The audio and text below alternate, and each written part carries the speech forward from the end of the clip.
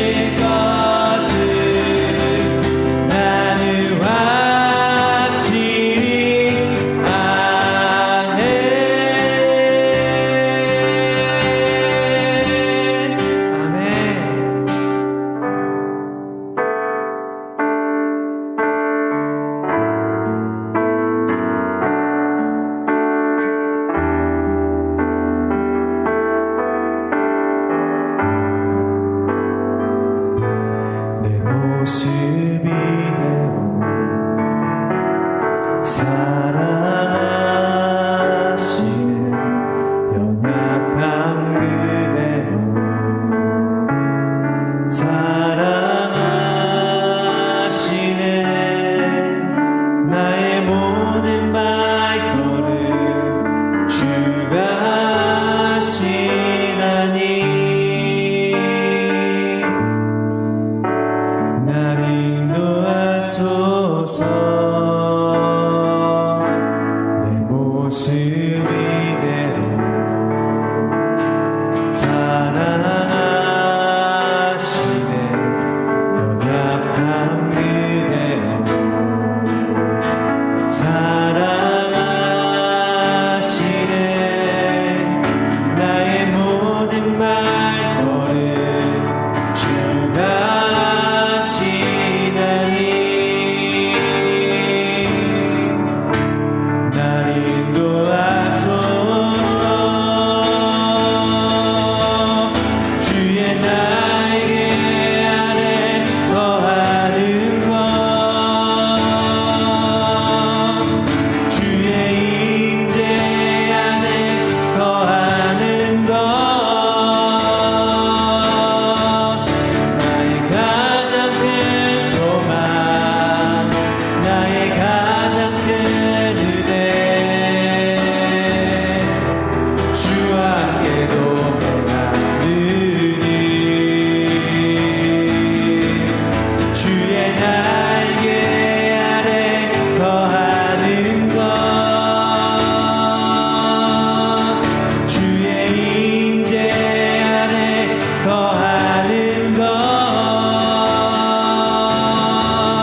나의 가장 큰 소망 나의 가장 큰 은혜 주와 함께 동행하느니 한 번 더 내 모습 이대로 내 모습 이대로 사랑하시네 연약함 그대로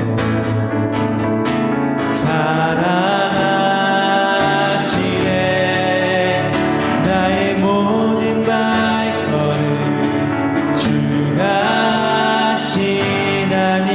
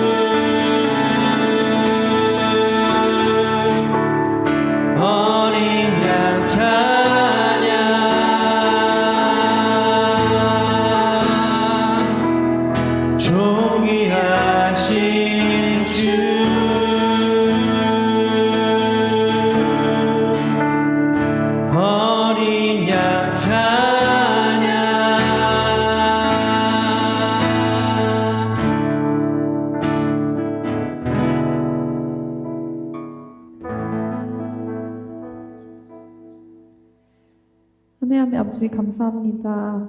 오늘 이 시간 저의 연약함과 부족한 가운데서도 저를 너무 사랑하셔서 이국 자리로 주님 불러주시고 주님 초청하시니 감사합니다.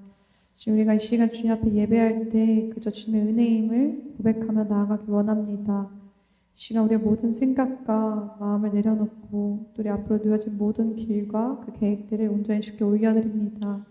주님 저희를 인도하시고 저희가 믿음과 신뢰를 가지고 주님 앞에 나아갈 수 있도록 도와주십시오.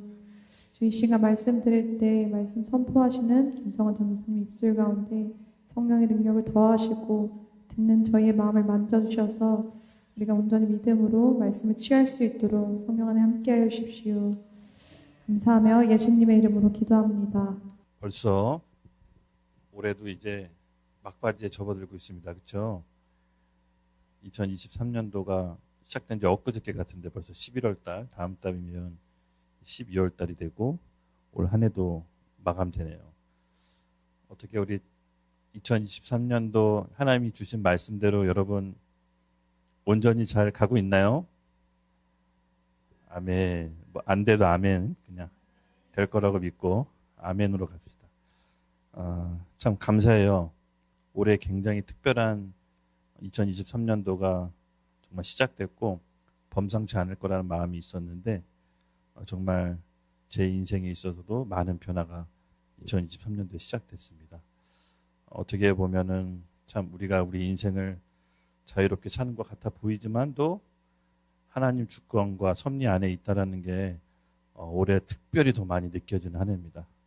그래서 우리가 하나님께 이렇게 예배드리고 또 기도하는 걸 매일 하기로 또 결단한 것도 올해였고 또 그 과정 가운데 또 우리 빌드업 코리아 식구들도 만나고 또 예상치 못하게 우리가 함께 예배드리고 찬양하는 게 너무 꿈만 같고 정말 이게 너무 설레입니다. 어떻게 이렇게 하나님께서 미리 계획하시고 알고 계셨는지 모르겠지만 아셨겠죠? 네, 할렐루야. 오늘은 천국 시민, 헤븐 시티즌 5번째 이야기고요. 주제를 성전이라고 적어봤어요. 두 가지 뜻이 있는 것 같아요. 제가 홀리 워라고 지었는데 성스러운 전쟁, 또 함께는 우리 안에 마음에 이뤄갈 성전, 하나님의 성전, 하나님의 집이란 뜻도 같이 있습니다.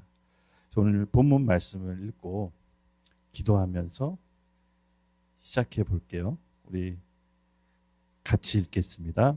시작.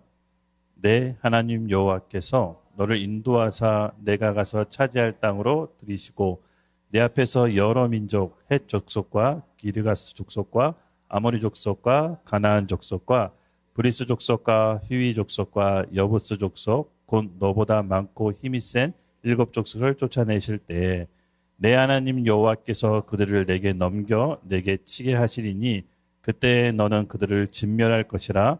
그들과 어떤 언약도 하지 말 것이요 그들을 불쌍히 여기지도 말 것이며 또 그들과 혼인하지도 말지니 내 딸을 그들의 아들에게 주지 말 것이요 그들의 딸도 내 며느리로 삼지 말 것은 그가 내 아들을 유혹하여 그가 여호와를 떠나고 다른 신들을 섬기게 함으로 여호와께서도 너희에게 진노하사 갑자기 너희를 멸하실 것임이니라. 오직 너희가 그들에게 행할 것을 이러하니 그들의 제단을 헐어 주상을 깨뜨리며 아세라 목상을 찍으며 조각한 우상들을 불사를 것이니라. 너는 여호와 내 하나님의 성민이라. 내 하나님 여호와께서 지상 만민 중에서 너를 자기 기업으로 백성으로 택하셨으니 여호와께서 너희를 기뻐하시고 너희를 택하심은 너희가 다른 민족보다 수요가 많기 때문이 아니니라. 너희는 오히려 모든 민족 중에 가장 적으니라. 여호와께서 다만 너희를 사랑하심으로 말미암아 또는 너희의 조상들에게 하신 맹세를 지키게 하심은 자기의 권능의 손으로 너희를 인도하여 내시되 너희를 그 종되었던 집에서 애굽 왕 바로의 손에서 속량하셨나니 그런즉 너는 알라. 오직 내 하나님 여호와는 하나님이시요 신실하신 하나님이시니라.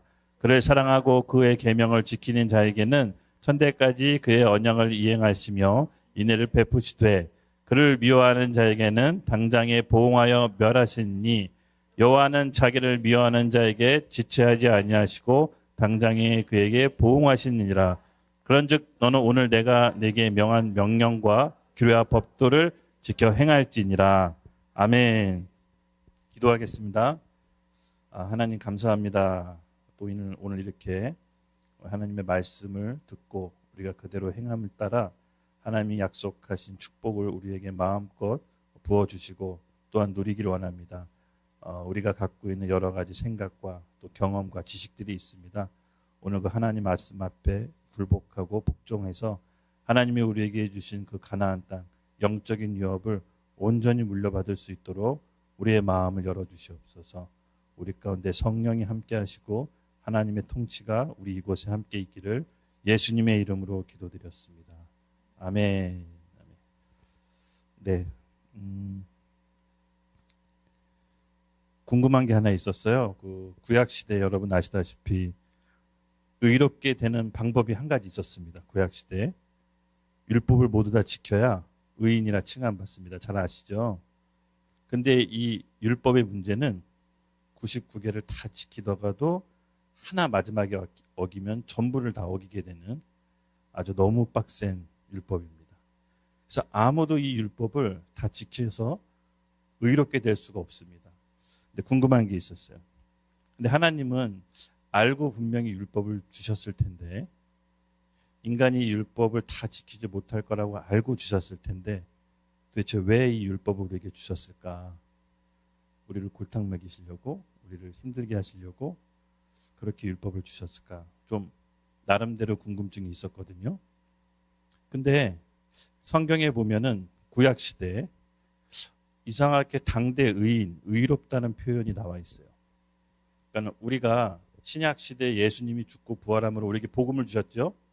그러면 우리가 믿음으로 담대하게 의롭다 여김을 받을 수가 있는데 구약 시대 예수님 오기 전에 하나님이 의롭다라고 표현한 인물들이 있어요. 당대 의인들. 좀 궁금했습니다. 저 사람들이 진짜로 그 수만 가지 엄청나게 많은 율법을 다 지켜서 의롭다함을 받았을까? 궁금하지 않으세요? 네, 진짜 궁금했어요. 그래서 오늘 말씀 가운데 제가 말씀드리고 싶은 이 그런즉 너는 오늘 내가 내게 명령하는 명령과 규례 법들을 지켜 행할지나.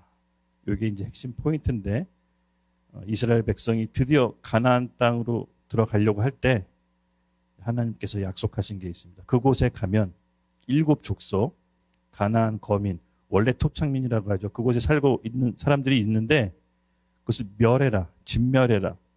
결혼하지도 말고 같이 어울리지도 말고 그들이 섬기고 있는 목상, 우상 숭배들을 다 찍어 파괴하라 라고 명령을 내리고 마지막으로 하나님께서 오늘 내게 명한 명령과 규례의 법도를 지켜서 행하라 라고 하고 전쟁 앞에서 이스라엘 백성에게 하나님께서 선포하십니다.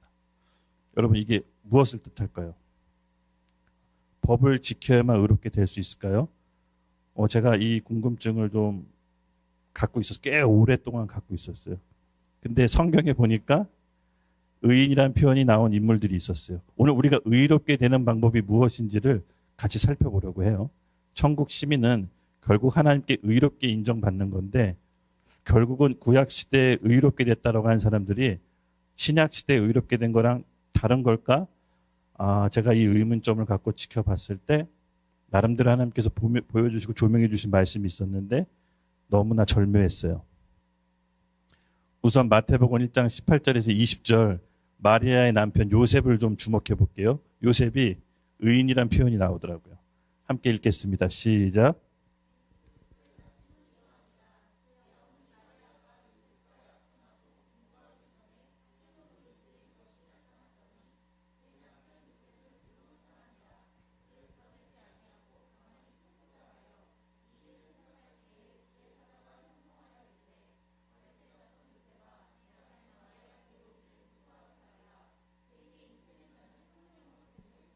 아멘.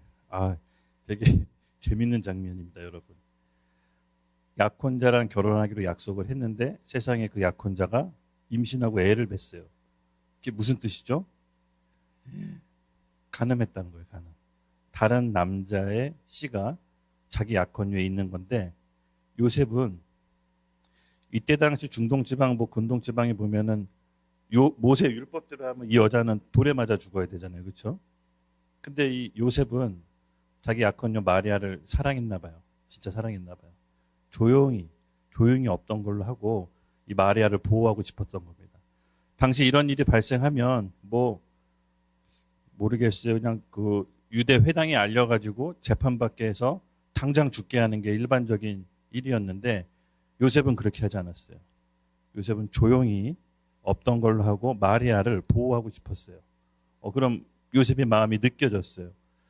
근데 그 요셉은 의로운 사람이라고 되게 표현이 나와 있죠. 의로운. 아니 율법을 다 지켰나 요셉이? 왜 의롭다고 할까? 그 밑에 보니까 그를 드러내지 아니하고 가만히 끊고자 해요. 본인은 그 모든 것들을 다른 사람에게 알리지 않고 조용히 끊고자 하는 게 하나님 보시기에 의롭다 여김을 받았는데 와 신기하다. 영어 성경을 봤어요. 영어 성경 보니까 의롭다는 표현이 어떻게 나와 있냐면은 faithful to the law. 법을 다 지켰다. 법이 충실히 지켰다. 이렇게 나오더라고요. faithful to the law. 요셉이 이런 드러내지 않고 자기 아내를 약혼녀를 지키려고 했던 그 모습이 하나님이 보시기에 법을 다 지킨 거나 다름없다라고 여겨주신 것 같아요. 그래서 의롭다라는 표현을 쓰더라고요. 여기 18절에 보면 예수 그리스도의 나심을 이루하느니라 그의 어머니 마리아가 요셉과 약혼하고 동거하기 전에 성령으로 잉태된 것이 나타났더니 사실은 어떤 남자랑 상관해서 잉태한 게 아니라 성령으로 잉태한 거였잖아요. 근데 요셉은 뭐 알 수가 없잖아요. 초자연적인지를 어떻게 알겠어요. 저도 그럴 것 같은데. 그랬더니 20절에 이렇게 얘기합니다. 이 일을 생각할 때 주의 사자가 현몽하여 꿈에서 나타나서 이르되 다윗의 자손 요셉아 내 아내 마리아 데려오기를 무서워하지 말라 그에게 잉태된 자는 성령으로 된 것이니라. 근데 세상에 이걸 믿어요 요셉이. 그래서 파혼하지 않고 마리아랑 함께 결혼을 쭉 이어가요. 정말 놀라워요. 마리아는 성령으로 잉태된 것을 천사가 얘기해줘서 알고 본인이 그 아기를 갖겠다고 믿음으로 고백하고 또 요셉 남편은 그 마리아가 성령으로 잉태한 것을 꿈에서 알고 그 결혼을 파혼시키지 않고 지켜요. 제가 얻은 힌트는 이거예요. 비록 율법은 다 지키진 않았지만 하나님을 사랑해서 하나님의 말씀을 들을 수 있는 마음이 있었던 거예요. 이 상황에서 이 가운데 어떻게 이 하나님의 음성을 듣고 성령으로 잉태한다는 걸 믿을 수가 있겠어요. 오늘 우리가 생각해 보세요. 이게 가능할까? 근데 이들은 하나님이 말씀하실 때 들을 수 있는 마음의 밭이 있었고 귀 기울였고 순종했던 거예요. 그랬더니 하나님이 의롭다. faithful to the law. 법을 다 지킨 거나 다름없다라고 영어 성경에 나와 있더라고요. 놀라웠어요. 맞습니다, 여러분. 우리가 하나님 앞에서 모든 율법을 다 지킬 수 없지만 하나님을 그 누구보다도 그 사랑하는 마음을 알면 하나님께서 우리의 모든 행위를 보고 의롭다고 여겨주시지 않을까 싶어요. 그것이 신약에 와서 예수 그리스도의 십자가 죽음을 통해서 우리 모든 것을 그 믿는 사람을 통해서 의롭다고 여겨주시는 것 같이 구약의 모든 율법을 다 지켜서 의로운 것이 아니라 모든 율법 가운데 그것을 지키려고 애쓰고 하나님 앞에 사랑하려고 하는 그 마음이 결국은 의롭다는 여김을 받은 것 같아요. 여기서 하나 더 잠언 말씀을 한번 읽어볼게요. 하나님이 우리 가운데 역사하시는 것이 어떤 것인지 조금 더 한번 들어가서 살펴볼게요. 말씀 읽겠습니다. 시작.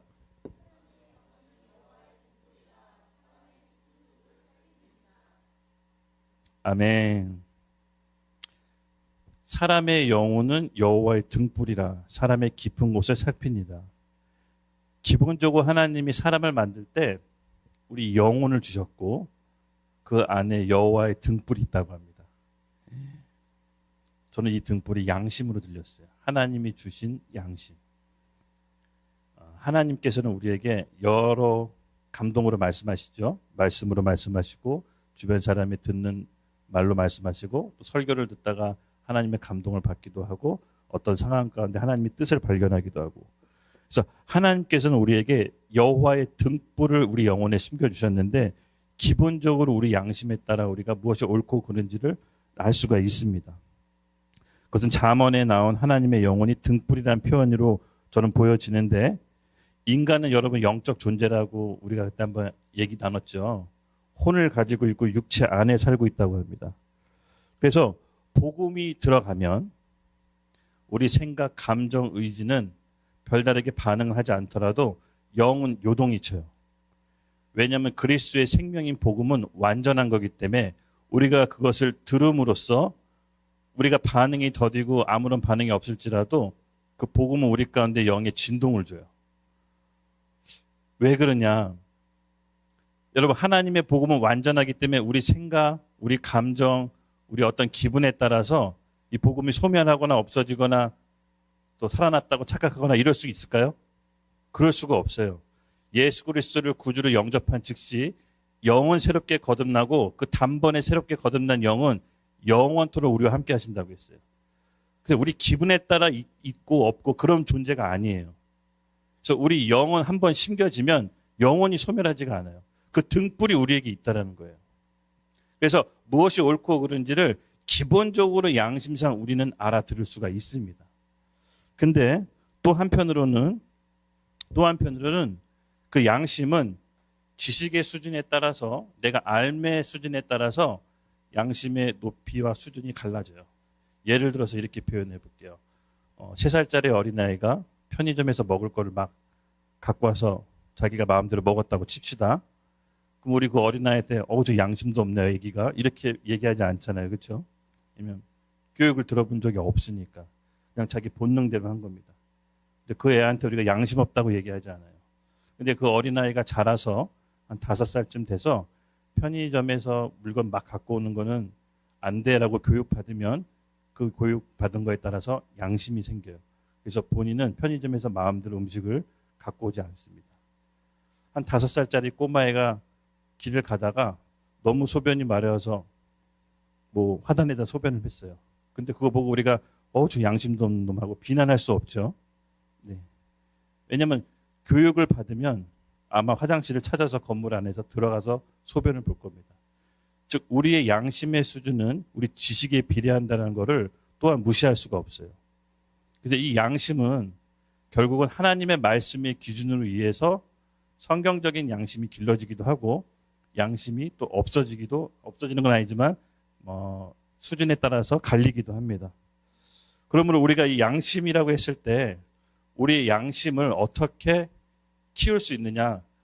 결국은 그 양심은 율법, 하나님의 말씀에 의해서 좌지우지되는 거예요. 그래서 윤리, 도덕에 의해서 양심이 기준이 되는 게 아니라 하나님의 말씀에 의해서 그 양심의 기준이 되는 거예요. 이해하셨죠? 그래서 오늘 이 가나안 땅에서 하나님이 이스라엘 백성에게 가서 진멸할 텐데, 다른 성경에 보면은 아주 리얼하게 표현, 싹 다 죽이라고 해요, 어린애들까지. 근데 진멸할 텐데 그것이 하나님의 말씀과 규례를 지키는 거라고 해요. 만약에 이것을 윤리 도덕적인 기준으로 하나님을 양심껏 보면 하나님이 선하신 하나님이 될까요?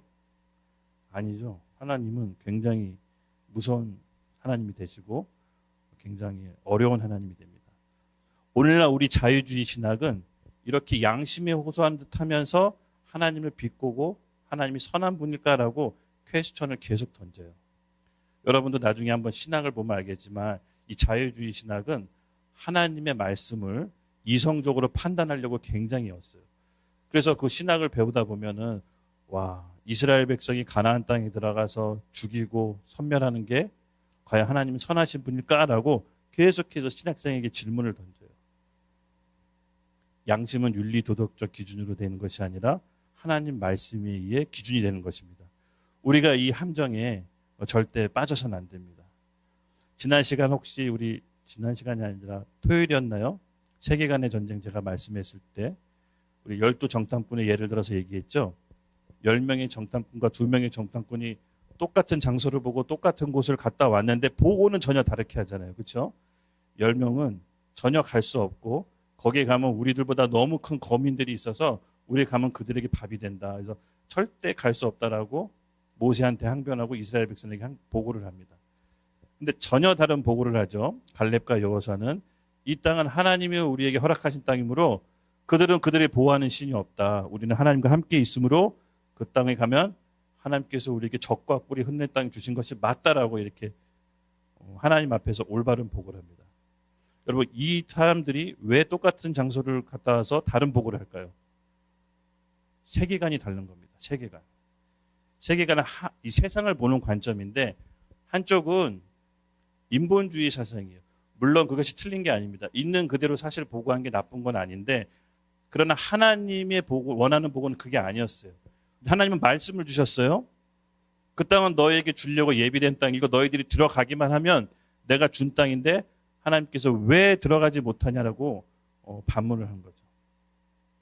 하나님이 내린 결론은 뭐였습니까? 10명의 보고, 모세 세대는 그냥 광야에서 죽게 내버려둬요. 왜냐면 그들은 생각을 바꾸지 않았어요. 본인의 세계관, 가치관을 바꾸려고 하지 않았어요. 그러나 이집트를 경험하지 않은 여호수아 갈렙 세대는 어떻게 됐죠? 광야에서 태어났죠. 불기둥, 또 바람기둥, 구름기둥, 만나 메추라기를 먹으면서 하나님이 그때그때 공급해 주시는 것을 보고 배웠어요. 조상들이 성막에서 하나님께 예배드리고 하나님의 임재를 경험했어요. 그래서 이집트 생활을 알지 못해요. 그렇기 때문에 하나님의 음성과 말씀을 듣고 순종하는 게 몸에 배어 있어요. 그래서 하나님께서 내리는 결론이 뭐냐면은 그 여호수아 세대, 지금으로 따지면 하나님의 세계관으로 형성된 그 세대만을 갖고 가나안 땅에 들어가서 정복 전쟁을 해요. 그럼에도 불구하고 이 여호수아 부대에게 한 번 더 얘기하시는 거예요. 들어가기 전에. 거기 가면 7 족속이 있는데 다 죽여야 된다. 그리고 다 멸해야 되고 우상숭배, 조각상 다 없애야 된다라고. 지금 우리가 결론을 알고 이렇게 얘기해서 쉽지만은 엄청 힘들 수도 있을 것 같아요. 그렇죠? 하나님이 주신 양심은 윤리도덕의 기준으로 생긴 것이 아니라 하나님의 말씀으로 우리 양심이 생기는 것입니다. 이것을 여러분 헷갈리지 말고 잘 기억하셔야 됩니다. 그래서 양심을 깨우기 위해서는 양심을 깨워야 된다, 양심을 깨워야 된다 얘기하지만 양심을 깨우기 위해서는 성경 말씀을 알아야 됩니다. 그래서 유대인은 묵상을 한다고 했을 때 소리 내서 말씀을 읽었어요. 왜 우리 텔레비 보신 적 있잖아요. 유대인 몸을 이렇게 앞뒤로 흔들면서 막 경전을, 토라 경전을 읽잖아요. 유대인이 묵상할 때 보면은 조용히 소리 안에서 눈으로 보는 게 아니라 입으로 고백함으로써 그 고백한 걸 자기 귀에 듣게 하고 영이 심깁니다. 유대인의 세계관에서는 영혼 육이 하나로 연결되어 있다고 보기 때문에 영의 하나님 말씀이 심겨지면 생각과 행동이 따라간다라고 믿어요. 그래서 말씀을 고백하고 선포하는 게 본인들이 묵상하는 방법이에요. 그래서 맞습니다. 우리의 양심의 기준은 하나님의 말씀을 우리 가운데 얼마만큼 많이 심겨지냐에 따라서 양심의 기준이 달라져요. 이게 너무 신비로운 겁니다. 그래서 우리가 양심으로 기초를 세워야 된다는 것은 하나님 말씀, 즉 성경의 기초를 세워야 되는 거예요. 그래야 양심이 바로 서요. 성경의 기초로 세우지 않는 것은 어떻게 보면 양심대로 갈 수가 없습니다. 하나님 말씀으로 법을 세우고 하나님 말씀으로 가정을 세우고 하나님 말씀으로 내 자신을 세울 때 그 모든 사회가 국가가 양심으로 깨어나는 거예요. 저는 이것이 양심이 깨어난다라고 봐요. 그냥 그 사람의 윤리 도덕에 의해서 맡기는 것이 아닙니다. 왜냐하면 인간은 악을 쫓지 선을 쫓지 않기 때문에 우리가 이것을 잘 기억해야 됩니다. 말씀 같이 한 구절 읽겠습니다. 시작.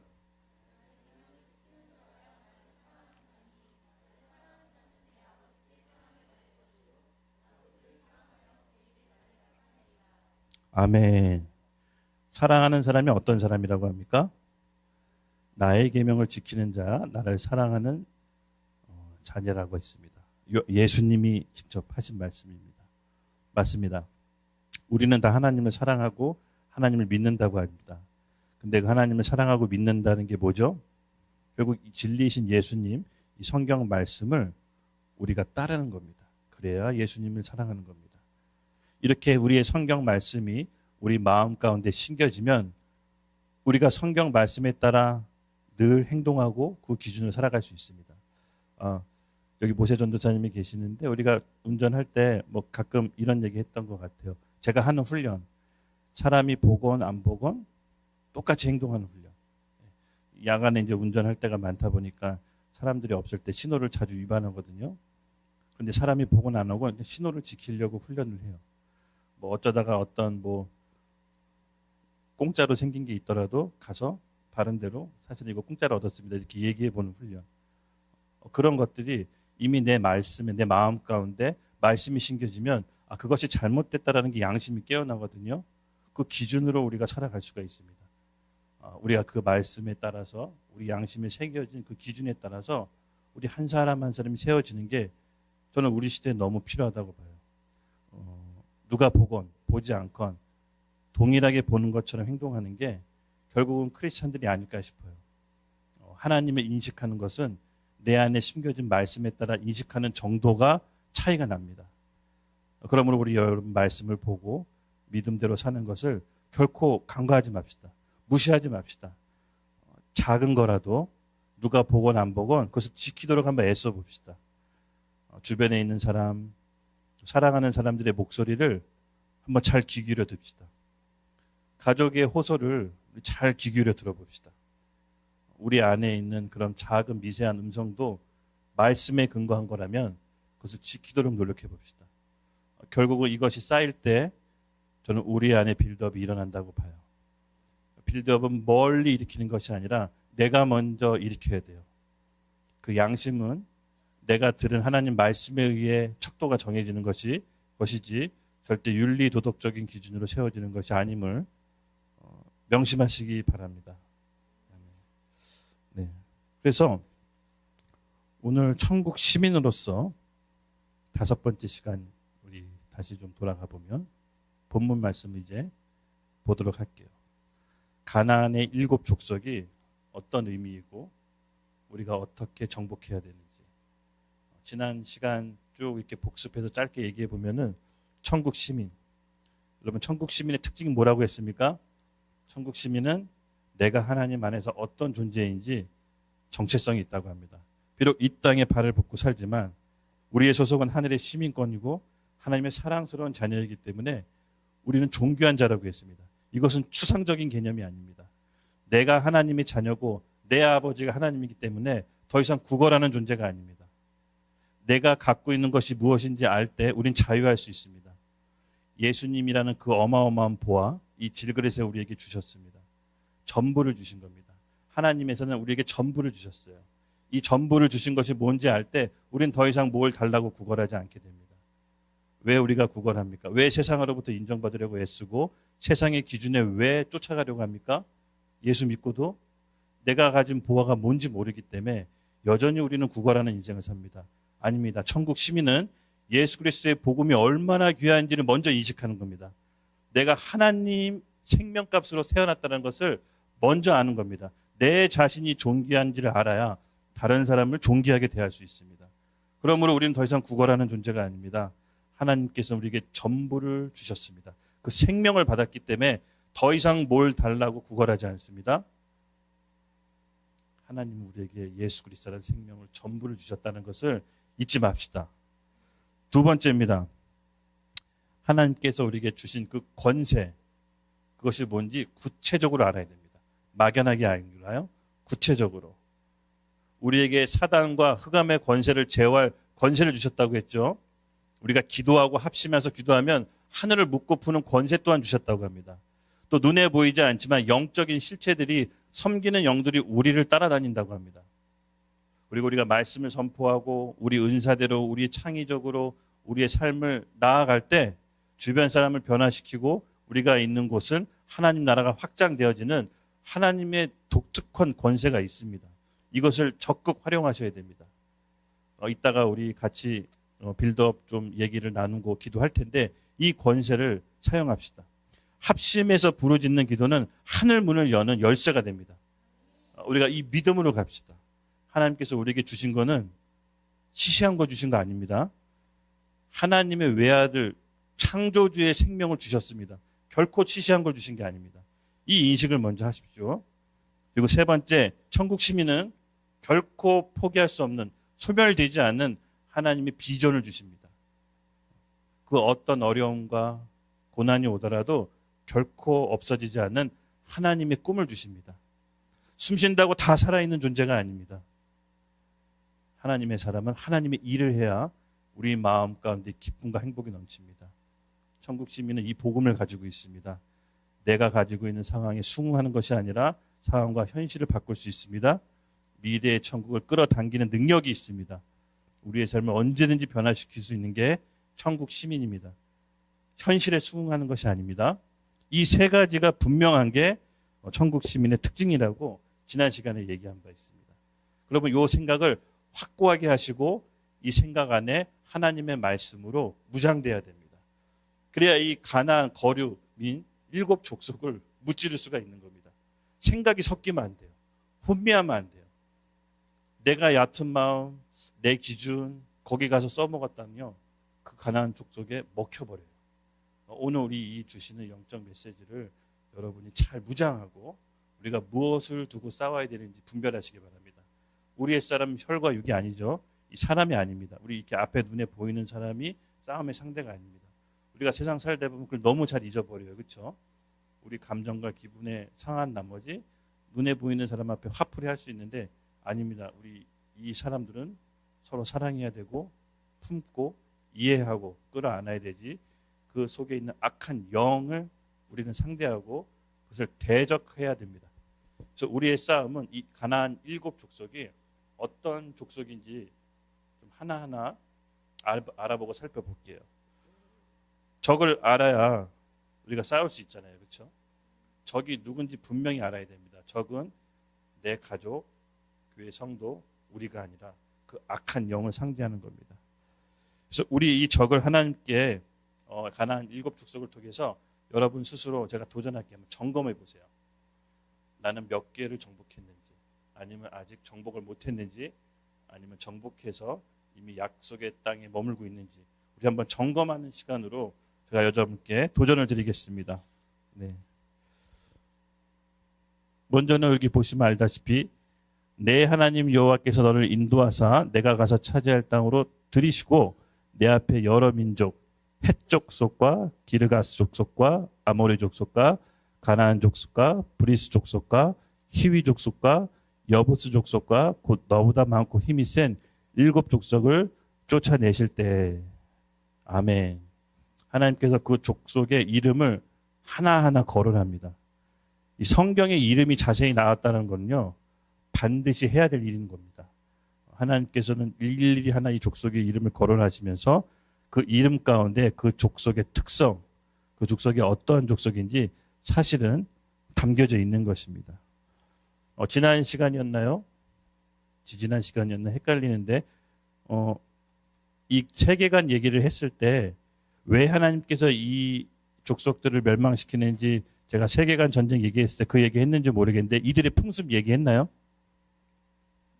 이들의 풍습, 가나안 7 족속의 풍습은요 아주 악한 풍습이에요.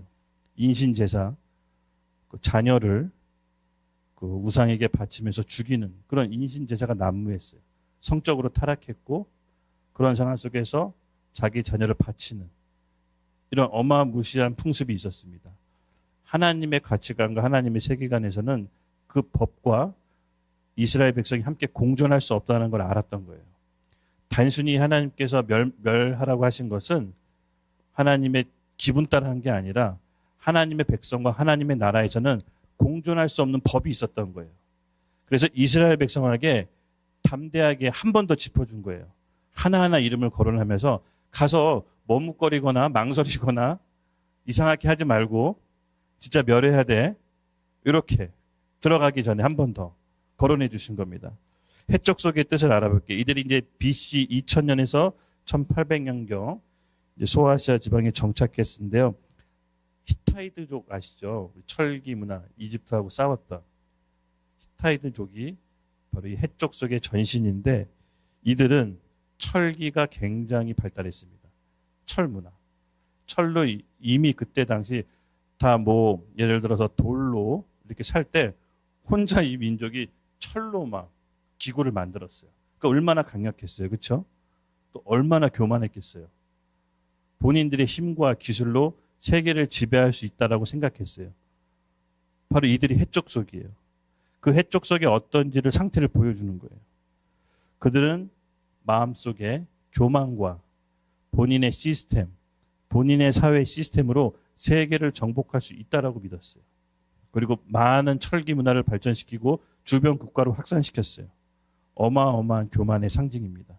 즉 핵족속은 자기가 모든 세상을 판단하고 컨트롤할 수 있다라는 그 교만의 상징인데, 이스라엘 너희가 가서 싸워야 될 상대가 바로 이 상대라는 걸 알려주시는 거예요. 교만. 사실은 우리 안에 있어요. 우리가 판단하고 싶고, 우리가 기준으로 삼고 싶고, 우리가 정죄하고 싶은 우리 안에 해적속이 바로 교만입니다. 여러분, 교만이 없는 것 같죠? 지금 이렇게 점잖게 앉아 계시는데 아닙니다. 내가 원치 않은 상황을 딱 맞닥뜨리면 우리가 나오는 반응들이 있어요. 굳은 표정, 시큰둥한 말투, 여러 가지 표정으로 마음의 상태로 우리는 늘 교만이 기본적으로 튀어나옵니다. 뭐 그게 그 정도는 좀 가볍게 봐줄 수 있지 않나요? 아니요, 이 교만이 결국은 자라나고 내 안에 공존하면요, 하나님 앞에 무너지는 결정적 계기가 돼요. 결국 사람이 망가지는 게 자기가 무엇이 옳고 그른지 선택하는 그 교만 때문에 망해요. 이 교만을 잘 컨트롤하셔야 됩니다. 바로 이스라엘 백성에게는 사실은 해족속을 가리켰지만, 이스라엘 백성 너희가 내 말씀을 지킴으로 교만하지 말라고 역설적으로 표현한 거예요. 왜냐하면 땅을 주실 거기 때문에, 이들을 치실 거고 물질질 것을 알고 있기 때문에 교만하지 말라고 하는 뜻이에요. 하나님이 우리에게 가나안 땅을 주시기로 약속했죠. 영적인 젖과 꿀이 흐르는 땅이 있을 겁니다. 여러분들도 2020년도 끝나고 내년에는 그런 영적인 가나안 땅으로 모두 다 가길 예수님의 이름 축복합니다. 근데 가서 절대 교만하시면 안 됩니다. 그 모든 게 누가 이루어주신 겁니까? 하나님. 내 규례와 율법을 절대로 잊어서는 안 됩니다. 나중에 또 얘기하겠지만 이스라엘 백성이 가나안 땅에 가서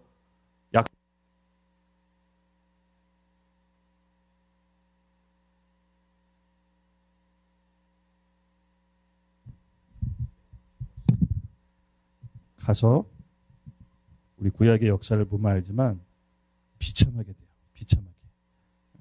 나중에 또 그따고 얘기할게요. 두 번째로, 우리 기르가스 족속이 있습니다. 기르가스 족속, 요단강 서편. 우리 이게 뉴스 많이 보면 요단강 서편에 뭐가 있죠? 서안지구. 이스라엘 기점에 요단강이 오른쪽에 요르단이 있고 왼편에 이스라엘이 있는데, 왼편에 뭐가 있습니까? 서안지구, 팔레스타인이죠. 많이들 뉴스 보면 알겠죠?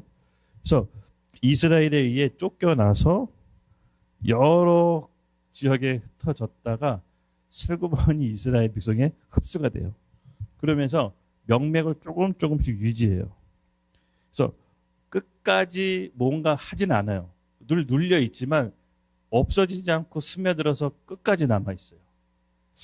이 기르가스 족속이 뭘 뜻할까? 하나님, 주님, 이 기르가스는 뭘 뜻합니까? 끈질긴 생명력, 죄성.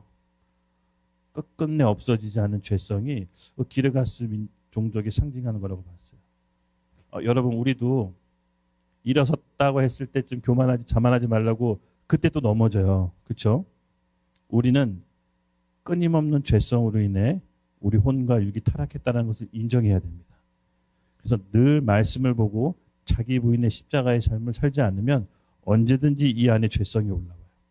내가 옳고, 내가 맞고, 내가 판단하고, 그 모든 끊이지 않는 죄성이 바로 기르가스족이라는 게 마음의 감동이 있었어요. 그러므로 우리도 우리 안에 죄성이 다 있는 거 아시죠? 저도 있고 아마 여러분들도 한두 개씩은 아마 그 이상 있을 겁니다. 예수님 앞에, 오늘 십자가 앞에 드립시다. 드려서 처리합시다. 우리에게는 하나님, 예수님이 늘 살 수 있는 길을 열어주셨어요. 그리고 우리가 예수님께 가져가기만 한다면 모든 불의에서 깨끗하게 해주신다고 나와 있기 때문에 우리 오늘 그 죄성을 처리하는 귀한 시간이 되길 예수님의 이름으로 축복합니다. 그리고 또 하나 있습니다. 아모리 족속. 아모리. 화장품 아모레랑 좀 비슷하기도 한데 이 아모리 족속이 뭘까? 이쪽은 이제 요단강 중심으로 동서로 좀 이렇게 넓게 분포해 있는 족속이었는데 가나안 족속을 대표하는 족속입니다. 아모리. 가장 세력이 컸고 많았나 봐요. 근데 이 아모리 족속의 조상이 누군지 아세요? 함. 노아의 세 아들 중에 함, 셋, 야벳 있는 거 아시죠? 이 아모리 족속의 조상이 함이었어요. 근데 여러분 함이 어떤 인물인지 혹시 기억나세요? 네, 맞아요. 노아의 방주, 이제 비가 멈추고 노아가 땅에 내려와서 하나님께서 그들을 축복해 주시고 이제 땅에 살도록 합니다. 그 모든 종족이 이 노아의 후손부터 나오는데 어느 날 노아가 술에 취해서 이렇게 하체를 다 드러내고 벌러덩 누워서 잤어요. 근데 함, 셋, 야벳 중에 이 세 아들 중에 함은 아버지의 그 하체, 어떻게 수치를 보고 다른 사람한테 알려요. 자기 형제들한테. 근데 뉘앙스가 성경의 뉘앙스 좋은 뜻으로 알린 게 아니라 좀 이렇게 드러내요. 수치를.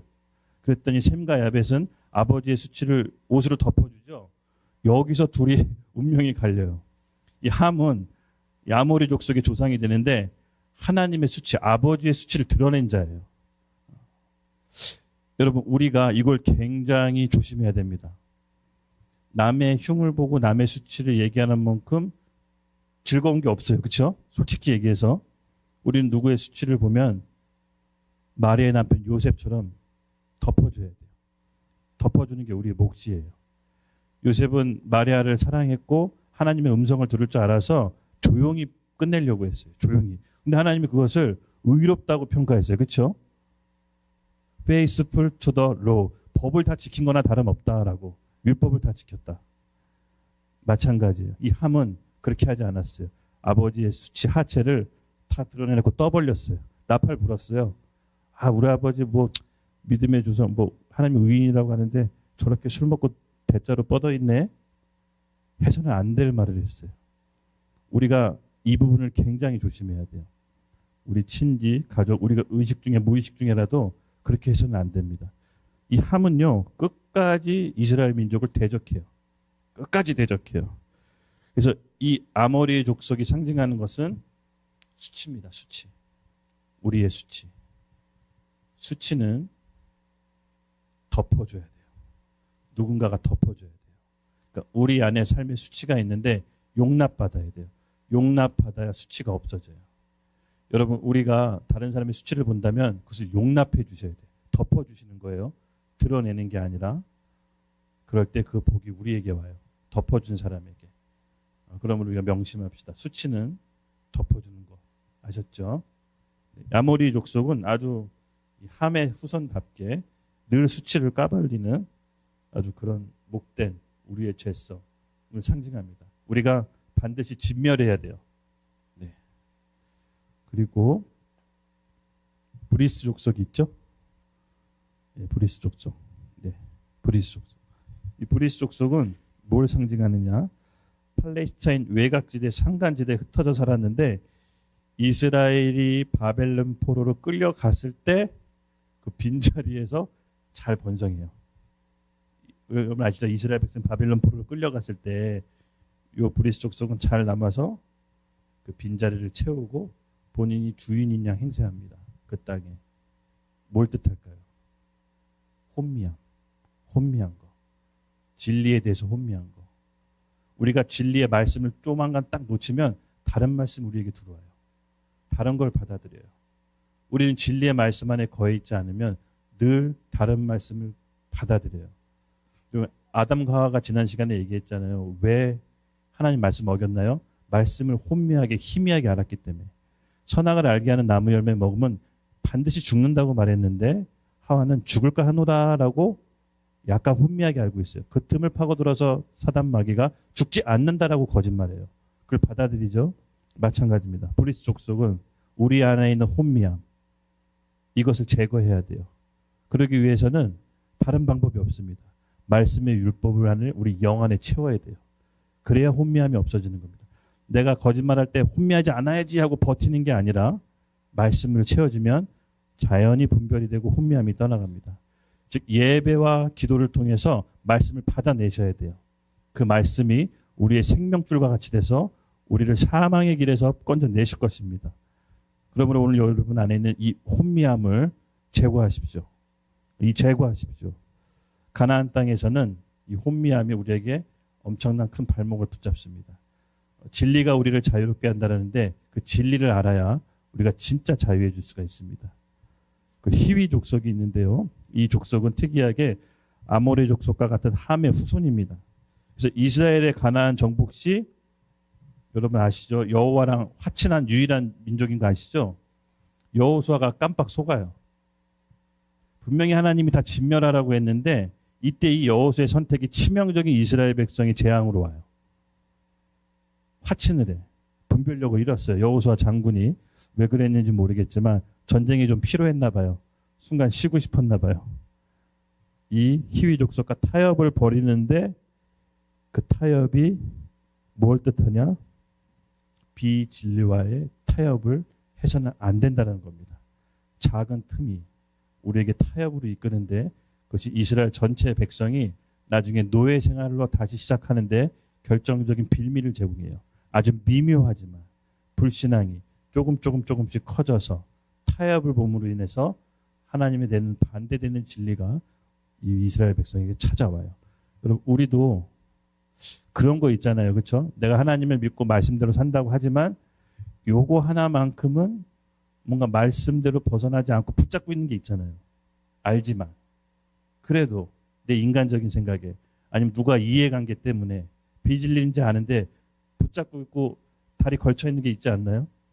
저는 좀 많았어요. 특히 사업할 때. 아닌 거 알지만 이해관계 때문에 비진리와 다리를 걸치고 있는 게 많았어요. 근데 이것이 틈이 돼요. 이것이 노예가 돼요. 여러분 이 비진리가 있다면 오늘 하나님께 조명받아서 다시 한번 제거하기로 결단합시다. 이 7 족속이 굉장히 무서워요. 그리고 마지막으로 여부스 족속. 이 예루살렘의 그 주변 산지에 살았는데 끝끝내 살아남아요. 끝끝내. 완전히 진멸하지 않고 여러분 잘 아시겠지만 결국은 여호수아가 다 죽였나요? 죽이지 않았어요. 오라 보이는 것도 취해요. 왜 그랬는지 모르겠는데 그렇게 해버려요. 그리고 나서 이 정도는 괜찮겠지라고 허용한 부분이 있어요. 뭡니까? 인본주의. 이 정도는 괜찮겠지. 내 안에 인본주의. 무서워요. 우리가 하나님 말씀을 믿고 교회 안에 있지만 그럼에도 불구하고 세상적인 가치관이 아직 너무 많아요. 이 인본주의가 결국은 하나님이 반대되는 길을 선택하는 문을 열게 돼요. 우리 안에 있는 인본주의가 있다면 오늘 조명받으면서 하나님 앞에 결단하며 제거합시다. 먼저는 기도해요. 기도했을 때 성령을 통해서 말씀으로 조명해 주세요. 우리가 이것을 오늘 제거하길 원한다면 성령께서 우리를 도와주실 거예요. 천국 시민은 현실에 수긍하는 것이 아니라 날마다 변화하는 거예요. 내가 오늘 바뀌고 내일 바뀔 수 있듯이 하나님은 우리를 이 땅에 살아가는 동안 천국 시민으로 자라갈 수 있도록 준비시켜 주시는 거예요. 제가 그때 지난 시간에 예루살렘 성 설명드렸죠. 실제로 이 땅에 하나님의 나라가 임하게 되는데 그 하나님 나라에 임할 때 누가 들어가느냐? 바로 내 안에 천국을 이룬 천국 시민이 들어가는 거예요. 이 마음속에 있는 7 족속 오늘 거론한 것들을 하나하나 기억한다면 오늘 기도 가운데 우리가 제거하기로 결단합시다. 당장 오늘 모든 게 제거되지는 않지만 제거될 수 있는 길로 하나님이 우리 인생을 인도하실 거예요. 그렇게 붙여주실 거예요. 주변에 사람들을 보내주실 거예요. 공동체를 보내주실 거예요. 함께 싸울 수 있도록. 지금은 특별한 시대입니다. 마지막 때예요. 마지막 시대에 걸맞는 신앙생활을 하셔야 돼요. 그러므로 우리는 이 악한 속에서 싸워야 될 7 족속들을 오늘 자세히 살펴봤습니다. 사실은 이게 나예요, 나. 이 나라는 괴물 안에 이 7가지가 모두 다 들어있어요. 하나하나 싸워 나가십니다. 혼자 할 수 없지만 공동체가 함께 있으면 할 수가 있습니다. 천국은 죽어서 가는 것보다도 이 땅에 살아가는 동안 천국을 누릴 수가 있어요. 우리가 함께 이 싸움을 같이 시작하기를 여러분께 도전할게요. 그래서 오늘 기도할 때 같이 우리 피아노 반주와 함께 기도할 텐데 먼저 기도합시다. 11절을 좀 같이 11절을 같이 읽고 기도했으면 좋겠어요.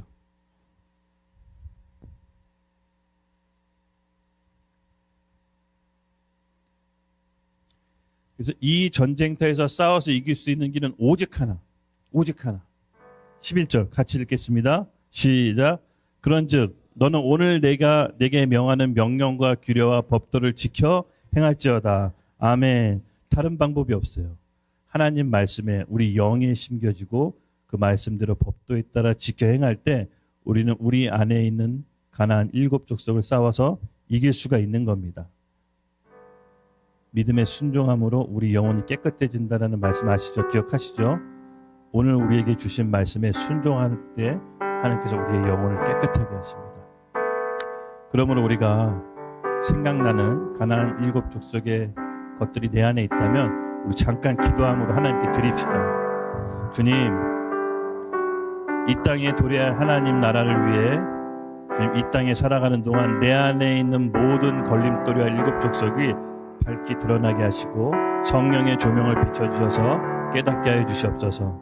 그래서 오늘 그것을 기도함으로 순종할 수 있는 담대함과 성령의 충만함을 우리 가운데 허락하여 주시옵소서. 우리는 연약하여 할 수 없으나 오직 성령이 임하시면 할 수 있다고 하셨으니 오늘 성령께 의지하며 나갑니다. 오늘 믿음으로 결단하여 나가는 우리 청년들에게 하나님께서 성령의 충만함을 부어주셔서 우리 안에 있는 가나안 7 족속이 모두 다 물리쳐지고 천국 백성으로 갈 수 있도록 우리를 이끌어 주시옵소서. 우리 주여 함께 외치면서 기도하겠습니다. 주여!